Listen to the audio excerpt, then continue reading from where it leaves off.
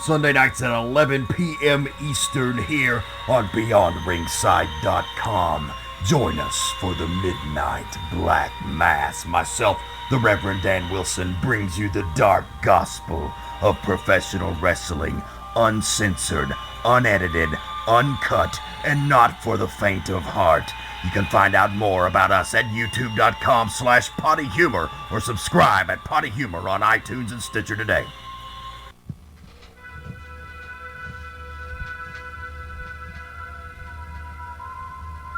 Forget all you know about podcasts.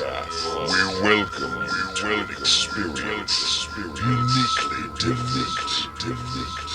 Please join us for our coverage of all entertainment on the fringe of society.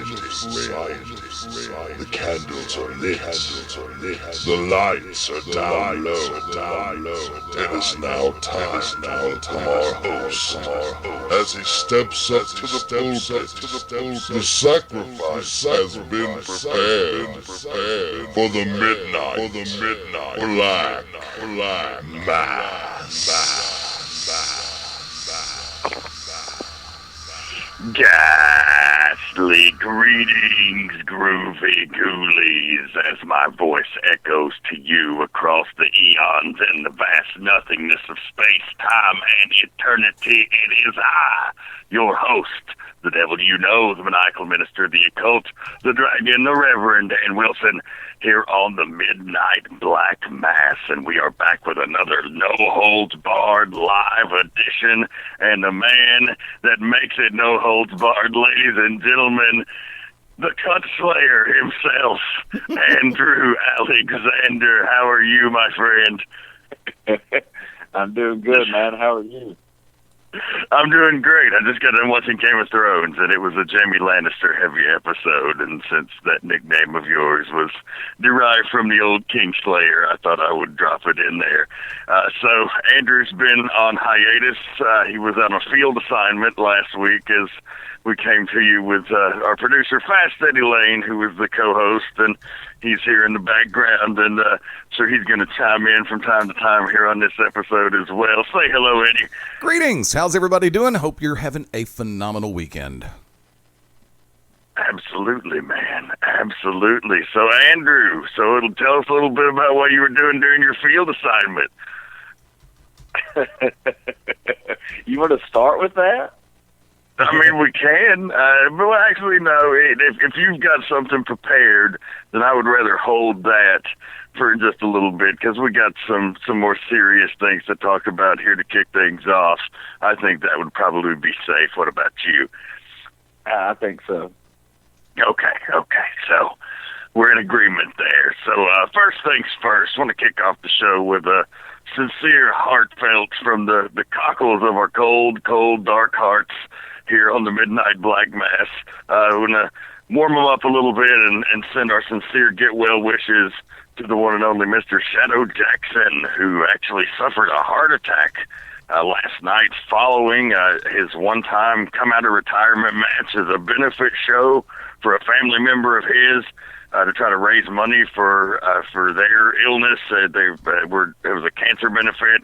And so, Shadow giving his time like he always does, just being a true champion of the community. Even though he'd been retired from the ring, this one special opportunity was going to come out and gave it his all. And it was following the event, but he definitely he fell ill, and it was a scary situation. And apparently, it was a touch and go situation there for a minute. But being the tough guy and the survivor he is, of course, he hung on and he made it through. So he's now in recovery. We're told it's going to be a long road to recovery, but we just want to ask everybody there in the Midnight Black Mass family to send their good vibes out to Shadow Jackson. Thoughts, prayers, whatever you do. Him and his family need them, and will be a GoFundMe account up. I believe that one of the former associates of Anarchy, Wildside, etc., John Johnson, is behind. And if you just go to the Why We Wrestle social media, we'll make sure that's out there for you. That's Facebook.com/ThisIsWhyWeWrestle, at Twitter at Why Do You Wrestle, and on Instagram at This Is Why We Wrestle. So yeah, just shout out Hang Tough, brother. You are one of a kind, man. That's news to me. I didn't know about any of that shit. That's fucking crazy. Yeah, you didn't. I mean, well, I guess you kind of tune out the wrestling world on social media, which we'll get to that in a minute. But yeah, it's the news today, and I wasn't there present for the benefit. I just got all this information secondhand, but it was from people who were there. And, it really sucks to hear. One of the true good guys of wrestling. I mean, we've had our wars with him. Oh, and boy, he's a tough one. But, when you beat on somebody for so long, over so many years, you certainly build a respect. And you definitely learn over time beyond, what you saw in the ring, which was a fierce competitor, that he was just an all-around great human being. And, and a charismatic guy who just, didn't do a lot in the ring, but didn't have to. He always had the audience in the palm of his hand. He's one of the most popular stars that ever came through that region. And, he retired on his own accord, not because he had to, but because, he'd felt his time had come to an end. He wanted to do other things in his life. And, so many guys don't get to do that. And this was just a one-off thing because he knew he still had some drawing power there and could come and help his family in the time of need. And, of course, something bad happens to him while he's doing that, and that's just, it really sucks, man, because it's like, all of these horrible human beings are out here continuing to run amok and in perfect health, and then something like this happens to Shadow Jackson. It ain't right. Yeah, he's a great guy. I mean, definitely one of the best men I've ever met in my time in the wrestling business or in my life in general. Just a class act. And as far as from a in-ring and a wrestling standpoint, the most over popular person I've ever worked any type of show with, hands down, no close second. I mean, he was when Shadow Mania runs wild, it's insane and deafening. The loudest reaction I've ever heard in my life. I had just been eliminated from a battle royal in Cornelia, and when his music hit and he came out, as I was laying there, I could feel the floor shaking, and it literally hurt my ears. The ovation was so loud. It was the most amazing thing I've ever seen. I was trying to get up. I was in pain, but I literally got goosebumps and was like, holy fuck, that man is loved by people. So yeah, I definitely hope he comes back quick and makes a full recovery, and I'm sure he will. Yeah, absolutely. Hang tough, Shadow. Hang tough. So that's a real bummer to get things. But there's a bright side. He could have done him in, and it didn't. He's still there in the hospital. He's no longer under recovery, but he's out of the woods. And so, yeah, man, one of the best. One of the best. Moving along on the show, though, not to start you off with a downer, but that's a guy who we've just both worked with for years, and hits a little close to home. But While We Wrestle will be back in action next weekend for the regular scheduled event. The main event will be a huge three-way dance with the winner of that facing Anthony Henry on June 25th, and the winner of that going on to Summer of Hate on July 30th to face Strychnine, if he is still the champion at that time, for the While We Wrestle Heavyweight Championship. And the three-way dance will be Wild Billy Buck, the real Slim J, the new wrestling god, as some people are calling him now. I don't know what that's about, but I guess we'll find out more soon, maybe Saturday night. And then also Kevin Blue, the sneaky, snaky Kevin Blue, who has managed to worm his way all the way around the roster of Why We Wrestle into the top, but he just couldn't get it done against Strychnine, so now he's going for another opportunity. We'll see what happens on June 11th. As I said, that, and you can find out about the Shadow Jackson benefit information, the GoFundMe at the Why We Wrestle, Facebook.com/This Is Why We Wrestle, and Twitter at Why Do You Wrestle. So now that I got my plug out of the way, there'll be more plugs later, but that's what I'm involved in wrestling-wise. But the wrestling world has had a lot of topics coming up over this last week, generated a lot of controversy. Now, I know you said you had not really been following a lot of wrestling stuff, but are you familiar with anything that I'm talking about, Andrew? I don't know. What are you talking about? You have no clue. No, not an inkling, not a guess, not a hint, not a hunch. No, what happened? Well, there seems to be a bit of a divide amongst the wrestling generations. You know, it's like life is imitating art. With Marvel, we have the big Civil War, where Captain America and Iron Man are at each other's throats, and the world of professional wrestling is kind of seeing its own civil war between people of the older generation and people of the younger generation, and then there's some people like us who are kind of like stuck in the middle. So, you're not familiar with any of this whatsoever? Are you talking about that match in Japan? But of course. That people are losing their fucking minds about? Yes. I saw a couple seconds of that, man, and I mean, I understand anybody that kind of wants to hate on it or whatever, but at the same time, the wrestling business has changed. You know, it's going to continue to change. You can't go backwards. It's just not going to happen. It's been said 1,000 times. You can't put the toothpaste back in the container. And that's what that event is booked for, and that's what the fans of that event go to see. Like, that's, you know, someone said to me, that's like having a deathmatch tournament, and nobody hit each other with shit. Like, I don't understand why these people are kind of surprised by it. But I mean, sure, it's probably too much, and I'm sure if I watched the whole match, I would hate it. But you know, there's no sense in bitching about it, really.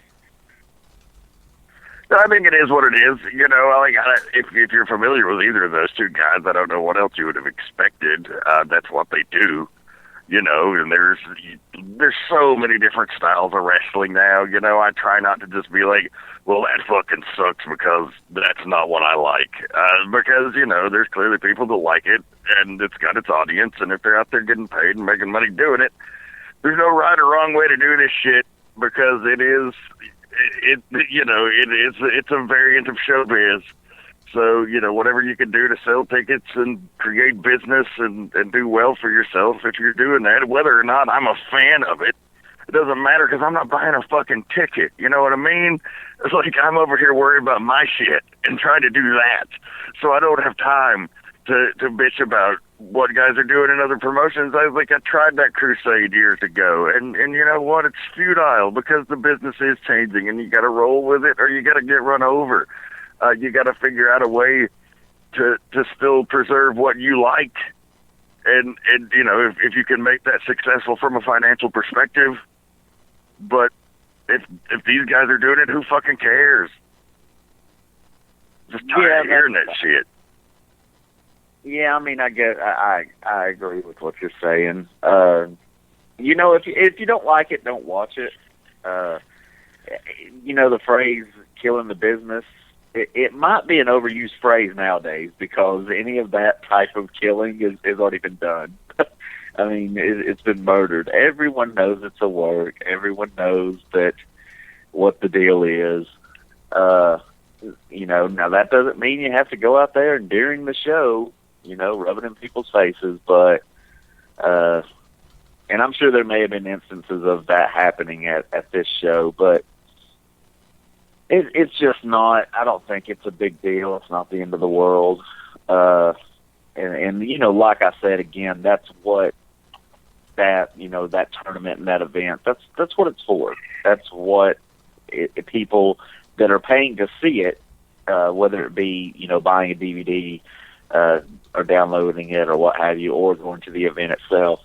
That's what they're expecting to see. And you know, if anything, these guys have, you know, made a name for themselves and shook some stuff up. So, you know, kudos to them for that, because that's pretty tough to do especially outside of that WWE banner. So they're doing something right. I mean, they're getting some notoriety. Maybe they're making some cash. So, you know, who are we to shit all over them? Now maybe I'll watch it, and then maybe I'll watch it and then I'll shit all over them. I watched it with an open mind, trying to see what they were accomplishing and not, you know, trying to apply my logic to it. I you know, enjoyed it just fine. But, you know, if I was going to sit there and try to pick it apart as like a fucking talent developer or coach or whatever, you know, that I've worked at as in the past, you know, then that would be a different story. But I just tried to enjoy it for what it was, and I did. You know, like, not my cup of tea. It's not the type of wrestling I like to watch all the time, but it's the match that everybody's talking about, so I had to see it. You know, had to see what was going on. You got to stay at least current with what the hell is happening if you're trying to work in the industry, you know. But, like, so that's the basis of what this conversation is about, is that match. What I really have been interested and annoyed by is the discussion that has come out of it. Because it seems like a lot of fucking sticking your fingers in your ears and going nana nana boo boo, stick your head in doo doo. From both sides, you know. Not doo doo. What's that smell? Dookie. You said it was a no holds barred podcast. You're goddamn right, I did. So you have this discussion coming out of it where it's, you know, the guys like Vader, he shits all over it, of course, and the internet just rips him a fucking asshole. Like, oh, okay, like, you might not agree with him, but Vader's been there and done that.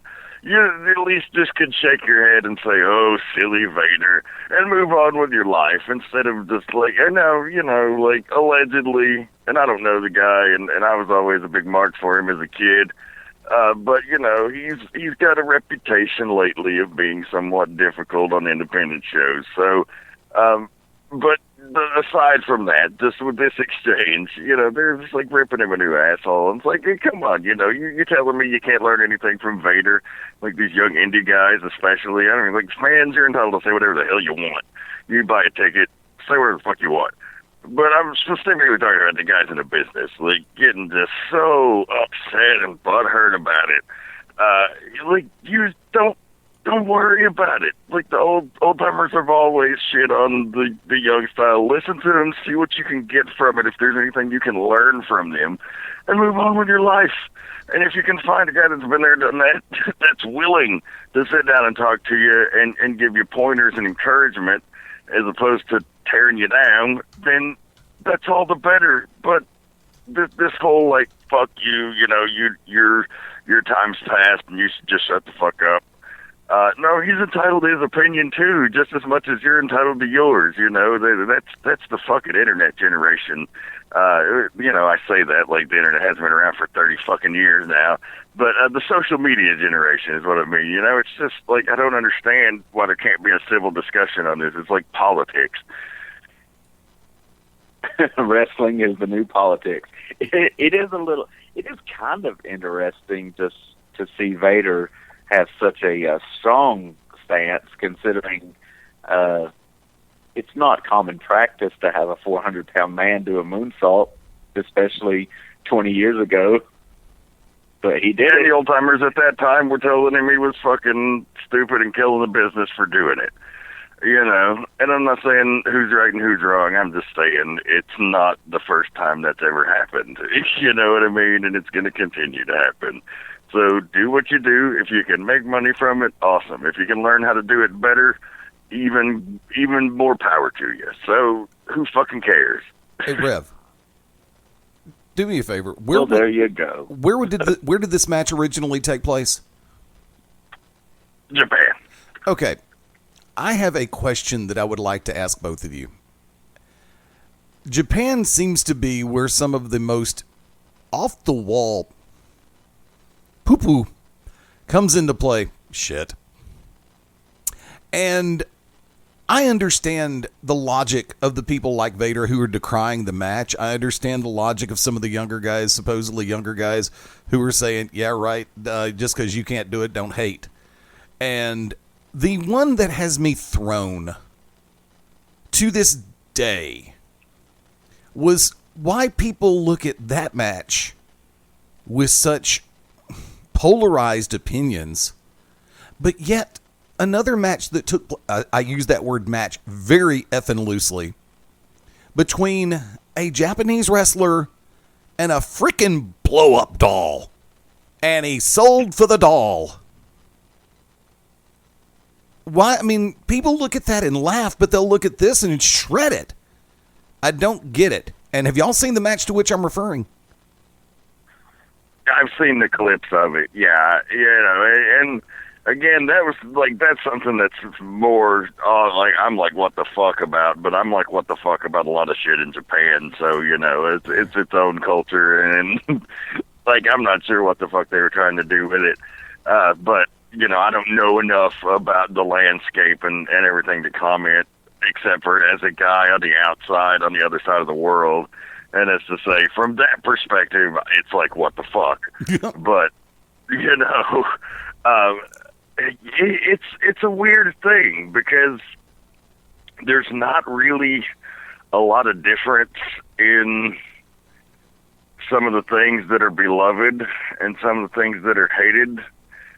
But, like, to me, if you're in the business, you never stop learning. So why would you just plug your fingers in your ears and shun the opportunity to get information from people who might be helpful because somebody hurt your feelings? Like, what the fuck, man? Come on, I just don't get it. I just don't get it. But like the business is a symbiote circle. And Joe Dombrowski, who's an announcer from up in the Northeast area, that I met years ago when he came down to Wildside and brought some guys from the Pittsburgh area down for some bookings there. And he wrote a great piece that I echoed. I was like trying to think of the perfect way to put this, and he did it better than I could have. And but ultimately what he was saying is wrestling is a symbiote circle. Like the old generation needs the new generation because they carry on the business. Without them, there is no business. So if you don't have the young guys, if all you have is old guys who can't do it anymore, you don't have a fucking business. So you need those guys. And the young guys need the old guys too. They need them for guidance and to teach them. And, sometimes you don't learn how much until you get on down into the business. But, there has to be a two-way street of respect there. And if there's not, then the business doesn't thrive. And so we're spending all this time bitching and arguing at each other when really we're all in the same business and we all need each other to survive. Understandable. Yeah, and if people, if you're a fan of the blow-up doll match but hate on this, high-flying athletic match, that seems kind of odd to me. Like, why would you like one and not the other? As far as stuff like that with the blow-up doll and wrestling kids and penis duplexes and all that, I'm not a fan of it. They're not getting any of my money, but that's me. So, and those guys probably don't care, and they really shouldn't. If I was doing something that somebody was bitching about, but I was, I believed in it and I was behind it and it was paying my bills, and somebody was bitching about it, I would be like, well, fuck that guy, because their opinion doesn't really matter to me. And I'm sure that's what these guys are thinking or saying. So, at the end of the day, it doesn't matter. Like I said, that the cat's out of the bag, and I hate when guys rub it in people's faces, and when you're just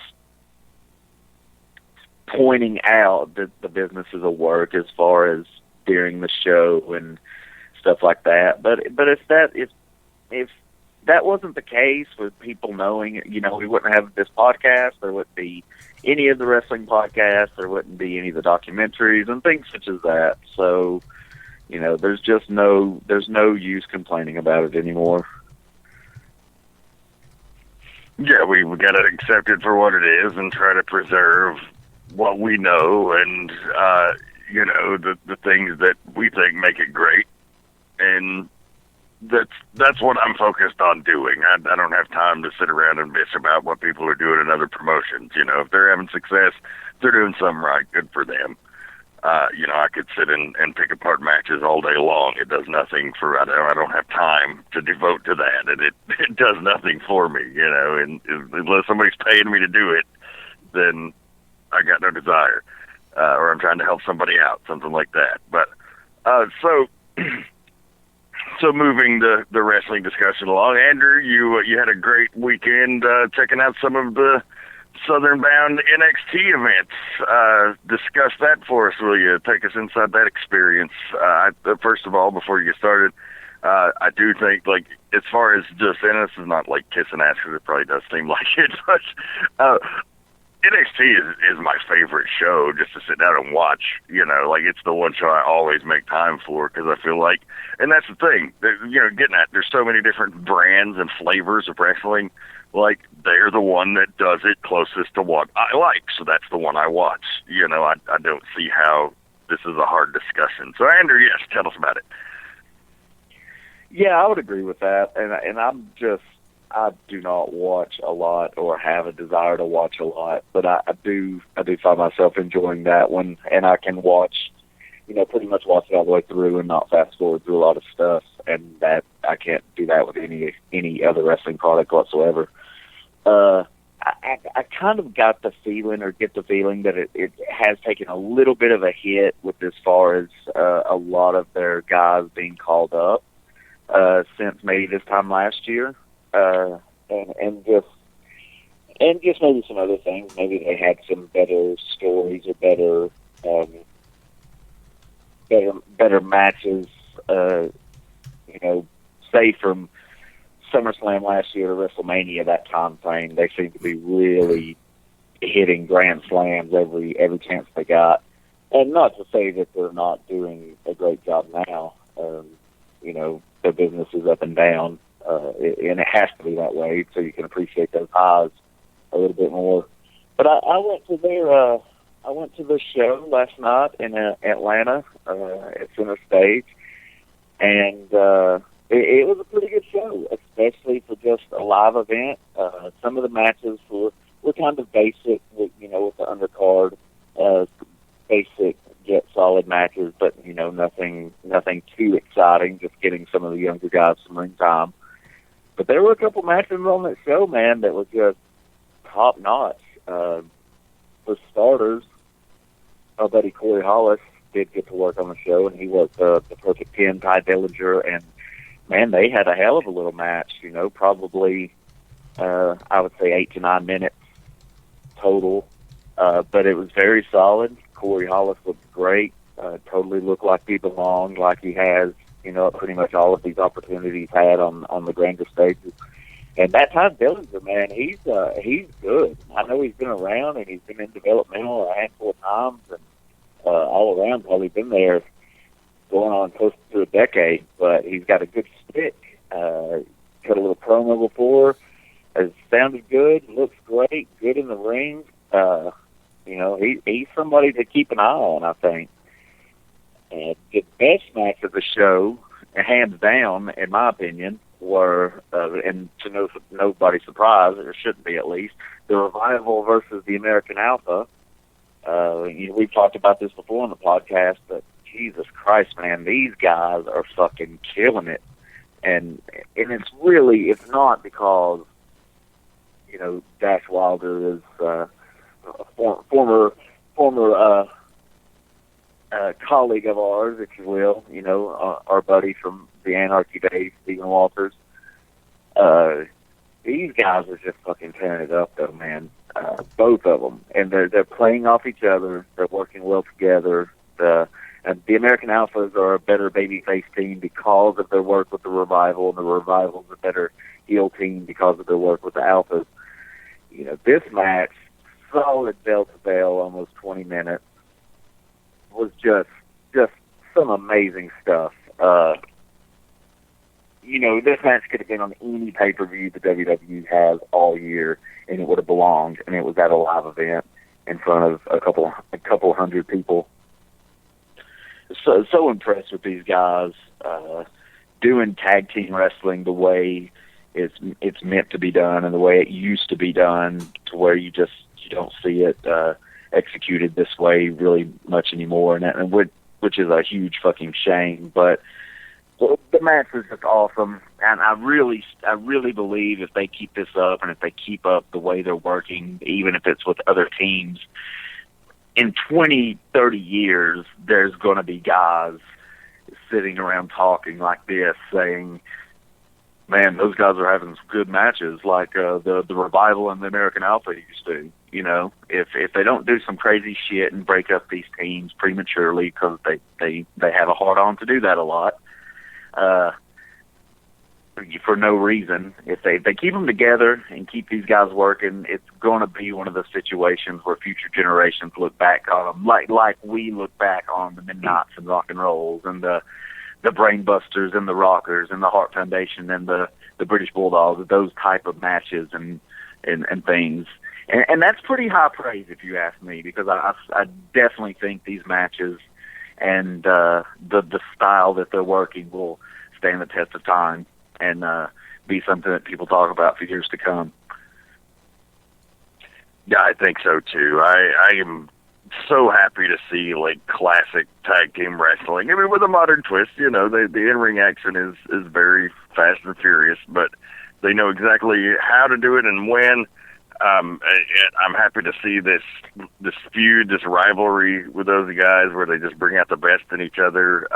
Those are special when you see them, and it automatically. You can always pinpoint it, and it's been no different with these guys. Now, I'm interested to see what the upcoming brand split thing's going to do. I do hope if both of them get called up that they end up on the same roster, so that the world can see this amazing tag team wrestling, and that it still works when done right. And that you can have your flips and everything else that you want to do, and that's fine. But as long as you give me a spot for that good old fashioned tag team wrestling like they're doing, then I'm a happy camper as a fan. Yeah, and the crowd reaction, which the crowd was really hot all night. That's another thing NXT really has going. They really have a strong, loyal fan base, which helps any show. But the crowd was just on fire for this tag match. They kept them into it 100% of the time, and they did a couple things. I won't go into details. Hopefully, it would be we would see some of this stuff maybe in the upcoming takeover event, because they are facing each other in a rematch from the NXT Takeover Dallas match, which is the best tag match in 20 years. But they did a couple things, man, that just absolutely blew my mind at how smart and how well executed, and the timing of them. Not a bunch of flips and not crazy athleticism, even though they're definitely athletes. Just such good storytelling and the babyface fighting, trying to get a tag, trying to get a partner in there to keep the match alive, and the heels just keeping them in their corner and cutting them off on the tag. It was just so fucking beautiful. Like, it makes you remember why you love wrestling. Can't think of any higher praise than that. So, we're glad, and how did it feel to be on the other side of the guardrail for the first time in a while? Oh, it was the first time, and I really don't think I've been to a show, especially of that magnitude, since the WrestleMania in Atlanta, which I wasn't even, I was actually a part of, so I wasn't even on the other side of the guardrail. Before that, it was, I honestly can't even remember. Maybe the WrestleMania in Orlando, so that was, a good 8 years ago.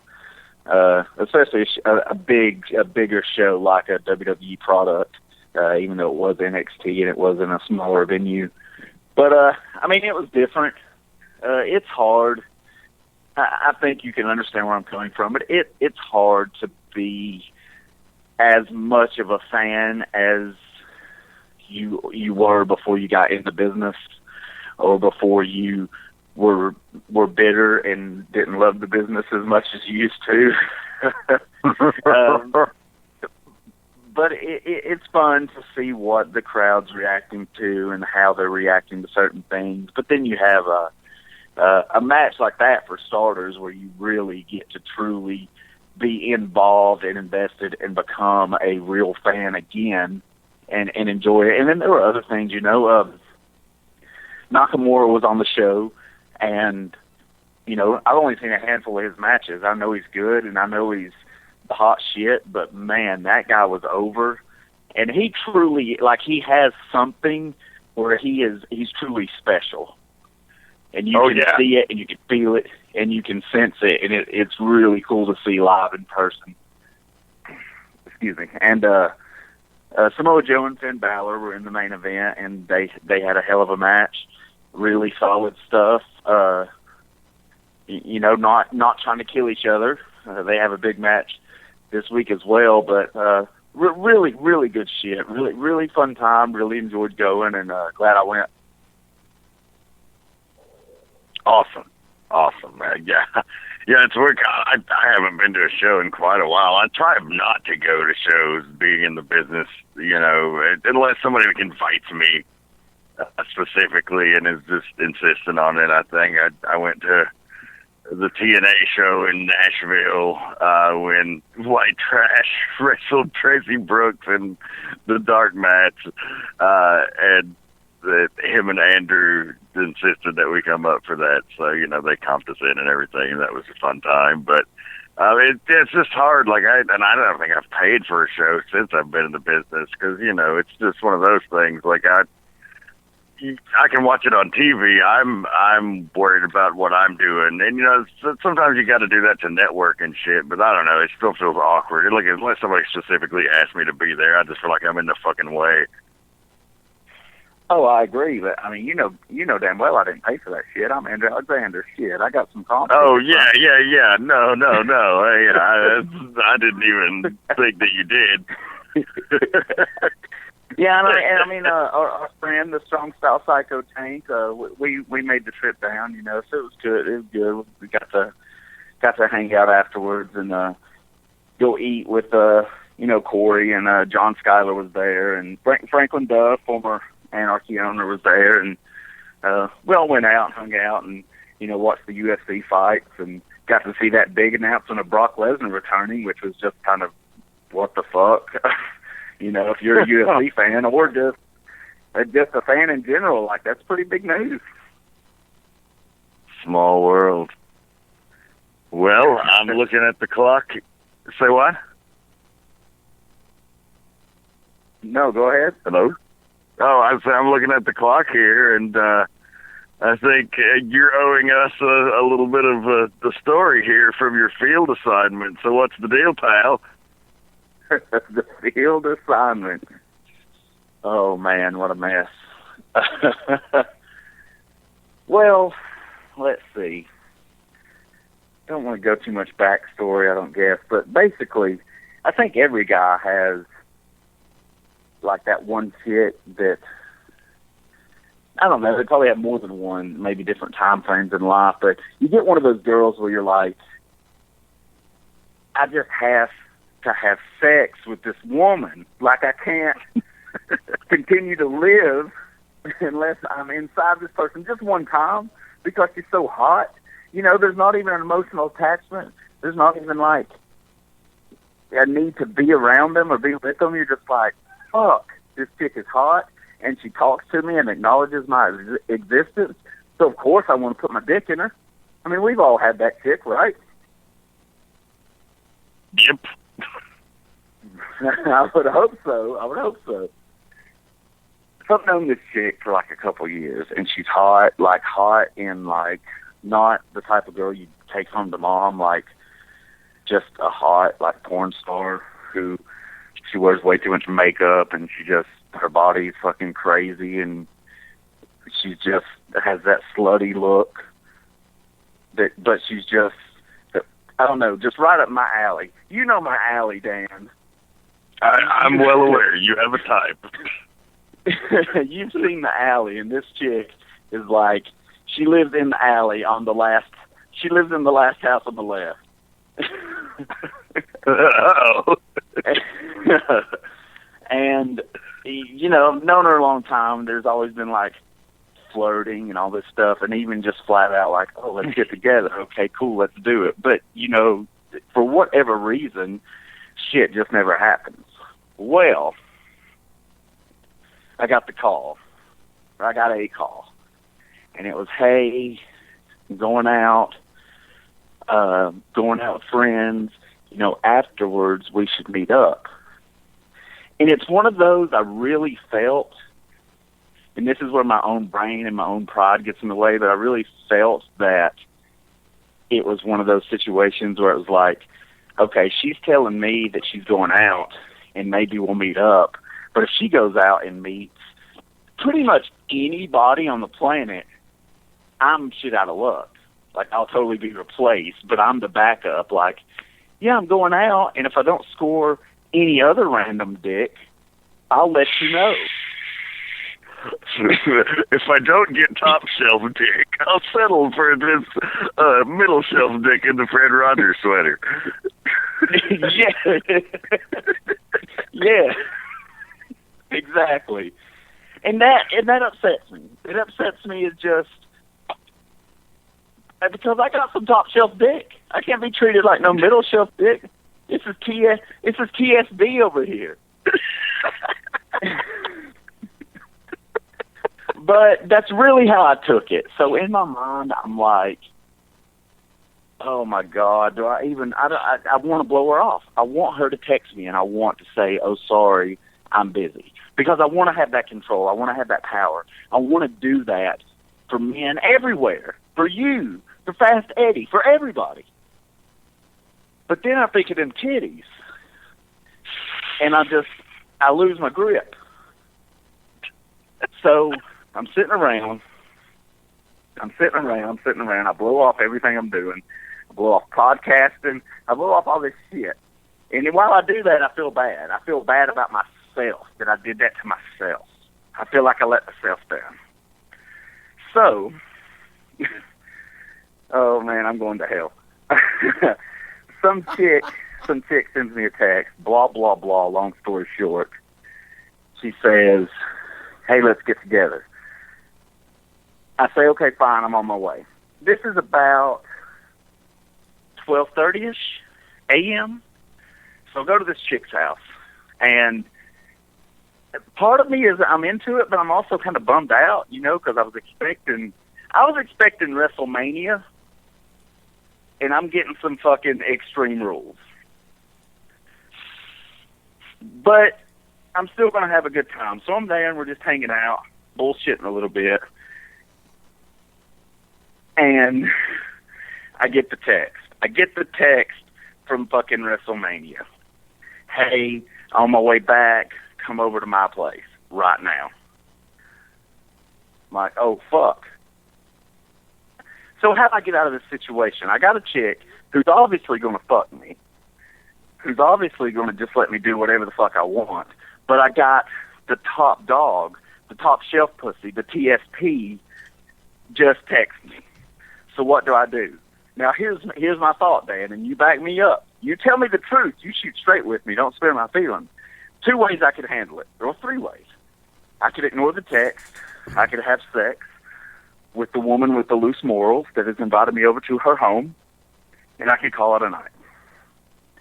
Or I could make up some sort of lie, get out of her home, and go have sex with the really hot chick that I've been wanting for years. Or I can tell the truth and say, hey, I just want us to be cool, and I don't want you to think I'm a scumbag. So here's the deal. This chick that I've wanted to fuck for a really long time just texted me. So how about I go fuck her, and maybe if I got the strength, I come back and fuck you. Worst case scenario, I come over tomorrow and fuck you. Now, I know that sounds horrible, but is the truth not better? Is that not the right road to take in this situation? I mean, Depending on the arrangement, yeah. Well, the arrangement is clear. The arrangement is very clear. The That's what I'm arrangement saying. is, yeah. So you think it would be okay to tell the truth and say, "Hey, I got to go fuck this chick, but I'll be back one day for you, sweetheart." In this particular instance, yes. Well, good, because that's exactly what I did. And I wrestled with it, but I said, you know what?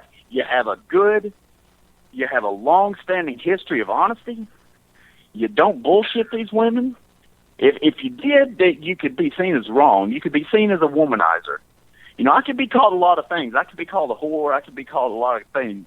But like a womanizer, a liar, I can't be called these things. That's not me. It's not accurate description. So I tell her, and you know how she took it? She took it pretty well. She said, "Oh yeah, I understand. Just come back by."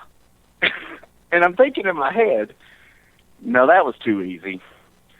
This isn't going to end well for me. That was way too easy. Like, it shouldn't have been that easy, despite the fact that women everywhere are always like, why isn't the guy honest with me? Why aren't guys honest with me? I'm as honest as can be. I'm like, look, I've got to fuck this girl. Like, I can't sleep at night until I fuck this girl. So she tells me to go. So I go. Now, by this point, with the debating and the speaking and the telling of the truth, it's gotten late. It's pushing. It's well past 2 in the morning.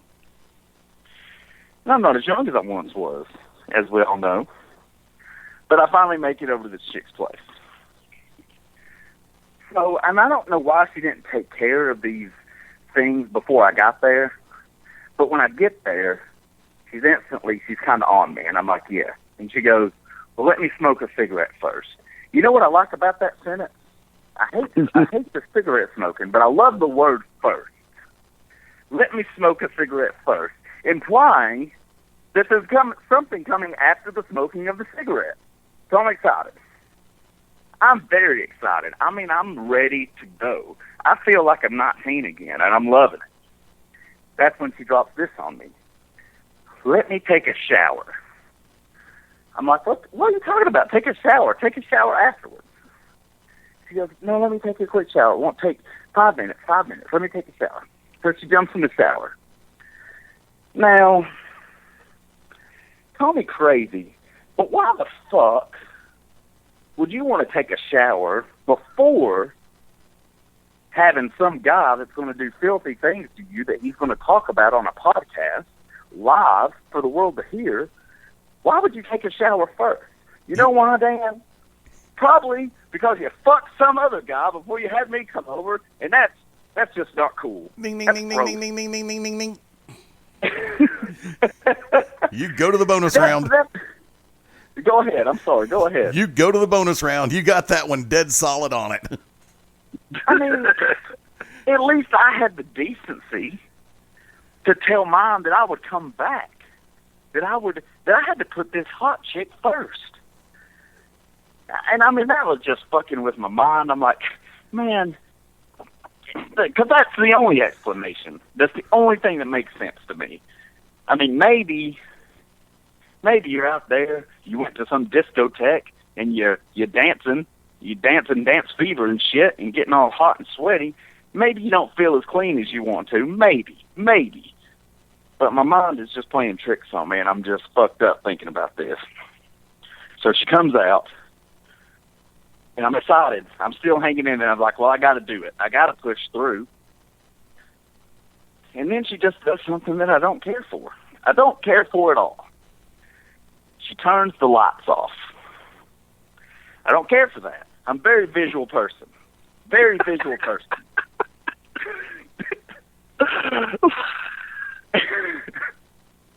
I mean, am I alone? Am I alone in this thing? I mean, and this chick's hot. This ain't some girl that I've got to like squint my eyes and pretend it's somebody else. This chick is some top shelf pussy. But she turns the light off. I can't see shit. I can't even see my hand in front of my face. I'm like, what the fuck? So she comes over. She's all naked and stuff. But Who the fuck knows if she is? Because I can't even see anything. So we start going at it. And needless to say, I am not as excited as I was 30 minutes prior. I did not feel 19 years old again. I felt 32, which is the age I am currently.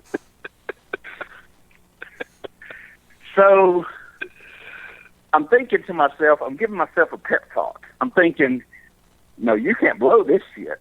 You have finally won the Royal Rumble, and you're main eventing WrestleMania, and you're going to come out here and choke in front of all these fans? You're going to go on this podcast and tell this story to people and choke like this with this hot chick that you've been dying to fuck for years? That's what you're going to do? Yes, gentlemen, that's exactly what I did. That's exactly word for word what I did. Oh. But wait. There's more. There's more. Because as I lay there in disgust with myself, in the pitch black, blacker than 2 a.m. I mean, by this time it's like 5 a.m. I'm exhausted. I'm ill. I'm very upset at myself. And I'm telling myself that this is punishment from God because I left some chick all hot and bothered to come bang this chick. And that shit is wrong. Like, that was wrong of me to do. But I did it. I sacrificed. And now this is my punishment. This is karma. But I say, no, you got to put that shit out of your head. You got to forget that shit, and you got to perform like a champion. So I'm like, no, it ain't over. It ain't over. And I start making a comeback. And I'm coming back. And it's going, I'm like, okay, we're getting there. It's going well. So then some good shit starts happening. And then that comeback was just blown, and it was just fucking over. And I was right back to where I was 5 minutes before that, and I'm like, what the fuck just happened to me?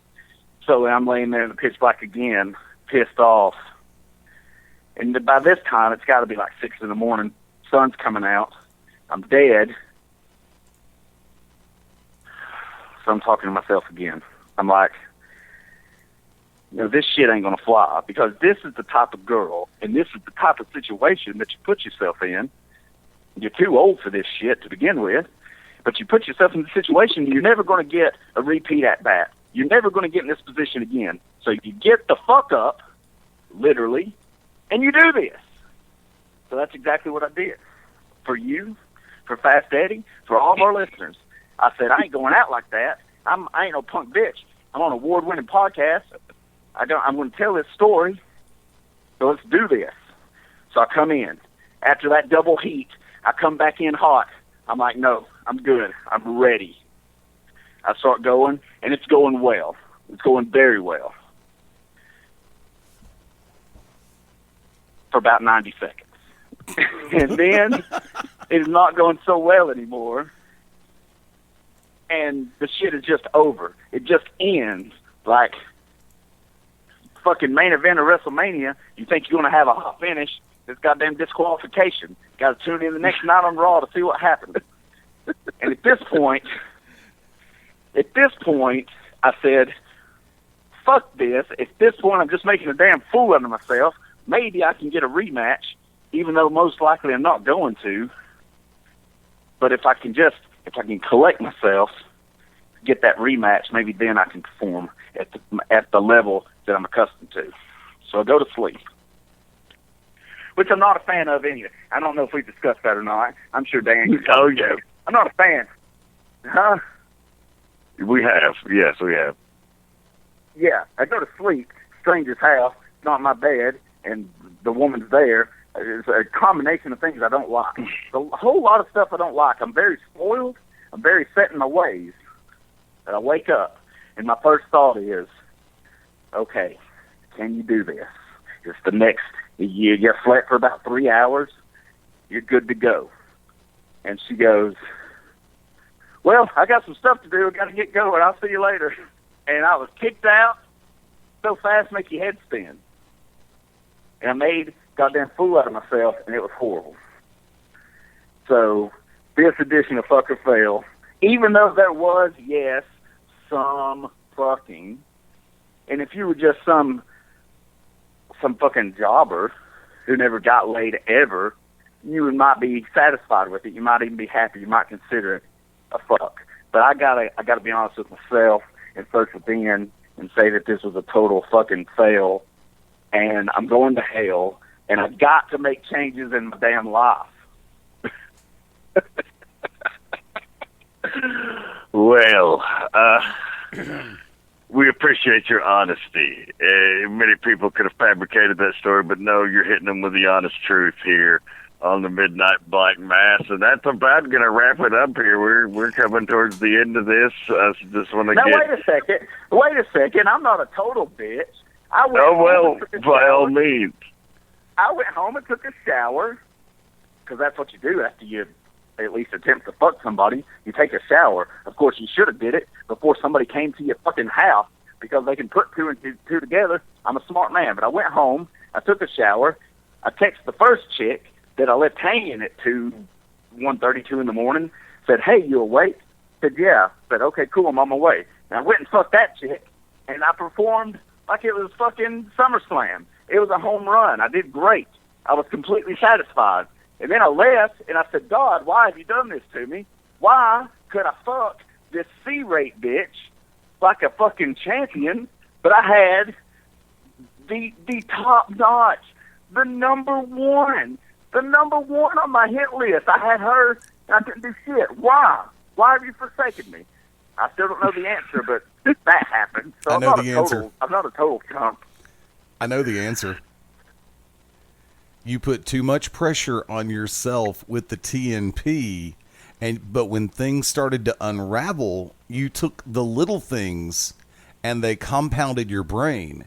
Instead of saying, "Screw it, let's have fun," the analytical side of your brain is going, "Okay, so I'm not top dog in this chain of events. I'm following somebody else. I'm following the warm-up match."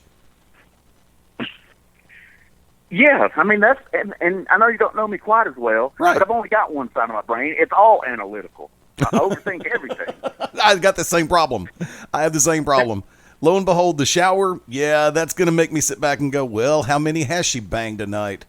And lo and behold. Yeah, I mean, that's one situation I'd rather be the curtain jerker than the main eventer. Exactly. I mean, look, I don't want to be the caboose on that train. I'm the steam engine.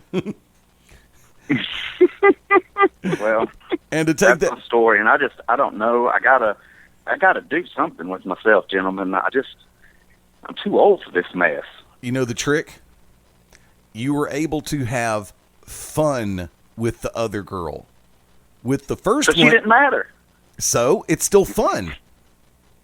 Yeah, I know, but she didn't matter. So I was relaxed. I was cool, calm, and collective. I knew that she was nothing more than a cheap storage unit for my cock.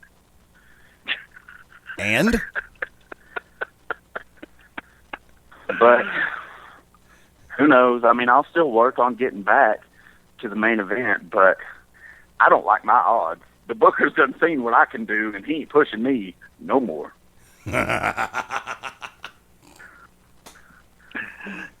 You're champion, Andrew. You will come back from this. It's just a minor setback. All good champions take a beating from time to time. So you need to find yourself. I need to become your manager in real life as well. To motivate you and run you through the woods of the compound. You're a killer. You're a killer. I should have called you and put you on speakerphone and be like, "I need some help." Get him, Andrew, make him suffer. Okay, that's funny. I don't think we're going to top that, folks, so we're going to sign off for the evening. Going to be a lot of places over the summer, but rather than go through them individually, just follow me on social media at Dragons Rejects on Twitter, on Facebook, Rev Dan the Dragon Wilson, Potty Humor Network, YouTube.com/Potty Humor, Facebook.com/Potty Humor. Andrew, I have a feeling I know where they can find you, but why don't you tell them? No fucking where. Fast Eddie, any plugs before we get out of the way before we say goodbye? Let me go ahead and do this real quick. Live programming will resume on the Beyond Ringside Radio Network Tuesday at 9 p.m. Eastern, 8 Central, back to basics. During the first hour, we're going to be joined by the King of the Southeast, Francisco Chiazzo, and during the second hour by the Phenom Phil Stamper. We got a lot of ground we're going to cover this coming Tuesday night. Remember, the To Be Determined show on Wednesday, Shooters Gallery on Thursday. Keep your eyes open on BeyondRingside.com, and for me personally, FastEddieLane.com. Layne. Spell it right. Thanks for playing. Okay? Cool. Thanks. Get it? Got it? Good. Go away. Awesome. Well, thank you, everyone, for joining us once again, and we'll be back next week with another live edition of the Midnight Black Mass. Keep one foot in the gutter and one fist in the gold. For Andrew Alexander and Fast Eddie Lane, this is the Rev, and we're out.